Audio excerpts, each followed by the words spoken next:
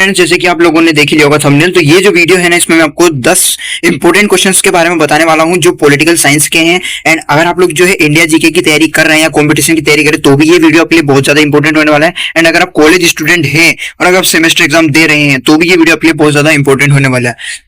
तो देखिए, हमारा प्रश्न 1 है, भारतीय संविधान की प्रमुख विशेषताओं का वर्णन कीजिए। तो देखिए, भारतीय संविधान जो है विश्व का सबसे बड़ा लिखित संविधान है और ये जो है 26 जनवरी 1950 से लागू हुआ था। और इसकी मुख्य विशेषताएं देखिए, देखो, विश्व का सबसे बड़ा लिखित संविधान है, संप्रभु, समाजवादी, धर्मनिरपेक्ष, लोकतांत्रिक गणराज्य है, संसदीय शासन प्रणाली है, यहाँ पर संघीय व्यवस्था है, एकल नागरिकता है, मौलिक अधिकार जो है लोगों को दिए गए हैं, राज्य के नीति निर्देशक तत्व है और अपने अपने मौलिक कर्तव्य भी दे रखे हैं, और स्वतंत्र न्यायपालिका है। जो न्यायपालिका है वो स्वतंत्र है, उसके अंदर कोई भी जो है गड़बड़ी नहीं हो सकती, यानी जिस हर एक इंसान को जो है अपने मत को रखने का जो है अधिकार है और स्वतंत्रता प्राप्त है। देखिए, संविधान की सर्वोच्चता, यानी जो है संविधान को ही सबसे ऊपर रखा गया है और सर्वोच्चता दी गई है। भारतीय संविधान जो है लोकतंत्र, समानता और न्याय की जो है रक्षा करता है।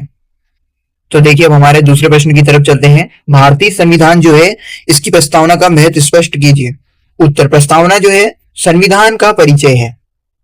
मुख्य बिंदु देखिए, भारत को जो है संप्रभु, समाजवादी और धर्मनिरपेक्ष लोकतांत्रिक गणराज्य घोषित करती है। न्याय, स्वतंत्रता, समानता और बंधुत्व का आदर्श प्रस्तुत करती है। संविधान की भावना और उद्देश्य बताती है। लोकतंत्र और नागरिकों के अधिकारों की रक्षा आधार है। और प्रस्तावना जो है वो संविधान की एक आत्मा मानी जाती है। हमारे तीसरे प्रश्न की तरफ हम चलते हैं। मैं इस वीडियो को ज्यादा लंबा नहीं करूंगा, फटाफट आपको जो है इन प्रश्नों के बारे में बताऊंगा। भारत के राष्ट्रपति की शक्तियां और उनके कार्यों के बारे में हमें बताना है। तो देखिए, राष्ट्रपति जो है वो भारत का एक संवैधानिक प्रमुख होता है।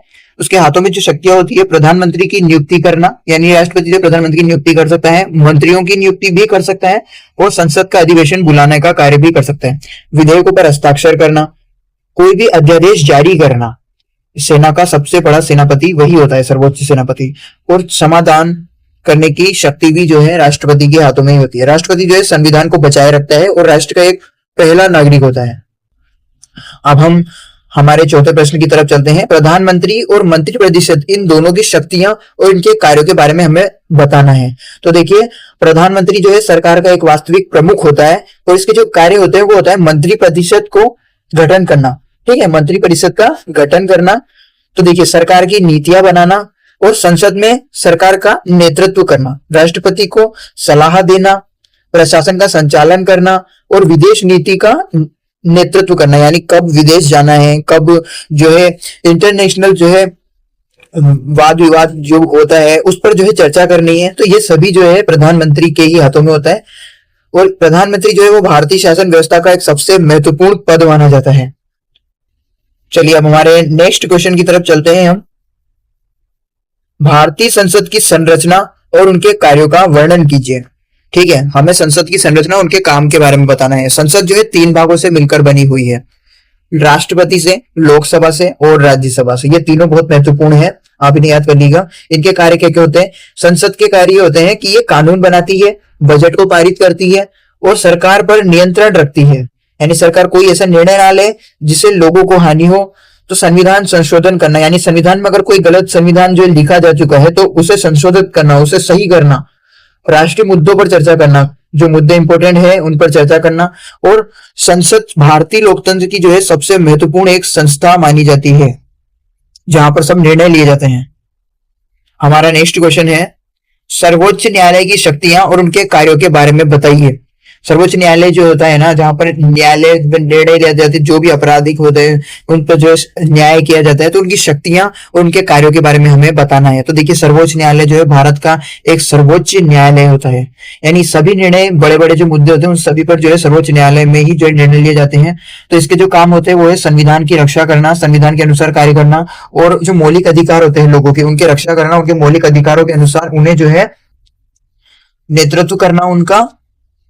और न्यायिक पुनरावलोकन, यानी जो न्याय किया जाता है उसका पुनरावलोकन करना, यानी जो न्याय होता है ना वो पूरी स्पष्टीकरण के साथ किया जाता है। यानी उसके पीछे छुपे हुए हर मुद्दे को जाना जाता है और उसके बाद फिर पता लगाया जाता है कि क्या ये सही है। उसका पूरा अवलोकन करने के बाद में जो है न्याय आखिरी पड़ाव तक जो है पहुंचा जाता है। राज्यों एवं केंद्र के विवादों का समाधान, राज्य और केंद्र के जो विवाद होते हैं ना उनका समाधान करना, आखिरी अपील को सुनना। तो सर्वोच्च न्यायालय और संविधान की जो है रक्षा करता है। मौलिक अधिकारों का वर्णन कीजिए। देखिए, मौलिक अधिकारों के बारे में बताना है। संविधान जो है नागरिकों को 6 प्रमुख मौलिक अधिकार देता है जो कि हर नागरिक के पास है। तो उन अधिकारों के बारे में हम आपको बताने वाले हैं कि समानता का अधिकार, एक तो लोगों को जो है समानता का अधिकार है, यानी हर एक व्यक्ति को जो है समान अधिकार प्राप्त है। स्वतंत्रता का अधिकार है, उसे जो है जो नीति निर्माण में या जो संविधान में बताए गए हैं वो स्वतंत्रता का अधिकार है। उसे शोषण के विरुद्ध अधिकार है, यदि कहीं पर शोषण हो रहा है तो वो उसके विरुद्ध आवाज उठा सकता है। और धार्मिक स्वतंत्रता है, यानी कोई किसी भी जाति का हो उसे अपने धर्म का पालन करने की स्वतंत्रता प्राप्त है। और सांस्कृतिक एवं शैक्षिक आधार प्राप्त है, यानी वो अपनी संस्कृति को बिना किसी परेशानी के अपनाएगा और उसे जो है अपने जीवन में लागू कर सकता है। और शैक्षिक अधिकार, यानी कि वो पढ़ सकता है, जितना चाहे इतना अपने शिक्षा के स्तर को बढ़ा सकता है। और संवैधानिक उपचार का अधिकार दिया गया है। तो देखिए, नागरिकों की स्वतंत्रता की रक्षा करना और लोकतंत्र को मजबूत बनाना और सभी को समान अवसर प्रदान करना, यही जो है 6 प्रमुख मौलिक अधिकार जो है संविधान नागरिकों को देता है। राज्य के नीति निर्देशक तत्वों का महत्व स्पष्ट कीजिए। देखिए, सरकार को जन कल्याणकारी राज्य बनाने का मार्गदर्शन देते हैं नीति निर्देशक तत्व। सामाजिक न्याय, आर्थिक समानता, शिक्षा का विकास, स्वास्थ्य सेवाओं का विस्तार, ग्रामीण विकास, पर्यावरण संरक्षण, ये देश के विकास और कल्याण का आधार है। हमारे अगले प्रश्न की तरफ चलते हैं। भारत में निर्वाचन आयोग की संरचना और उनके कार्यों का वर्णन कीजिए। तो देखिए, निर्वाचन आयोग यानी कि जो वोट वगैरह होते हैं, तो स्वतंत्र संवैधानिक संस्था है जिसमें किसी को भी कोई दबाव नहीं दिया जाता। जो स्वतंत्र संवैधानिक संस्था है, इसके जो कार्य होते हैं वो चुनाव कराना, मतदाता सूची तैयार करना और चुनाव कार्यक्रम घोषित करना कि किस दिन जो है चुनाव का कार्यक्रम रखा जाना है, आदर्श आचार संहिता लागू करना, स्वतंत्र एवं निष्पक्ष चुनाव सुनिश्चित करना। निर्वाचन आयोग जो है लोकतंत्र का एक मजबूत आधार है जो कि लोगों के द्वारा ही जो है अपने अनुसार जो है सरकार में वो जिस व्यक्ति को जो है निर्वाचन में चाहते हैं वो उसे जो है अपनी सरकार में जो है ला सकते हैं। अब हमारा नेक्स्ट क्वेश्चन है, भारतीय राजनीतिक दलों की भूमिका एवं महत्व का वर्णन कीजिए।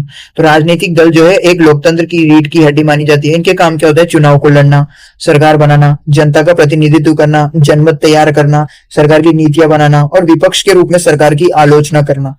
लोकतंत्र को मजबूत बनाना इनका महत्व है। जनता और सरकार के बीच एक सेतु, एक पुल का काम करते हैं ये।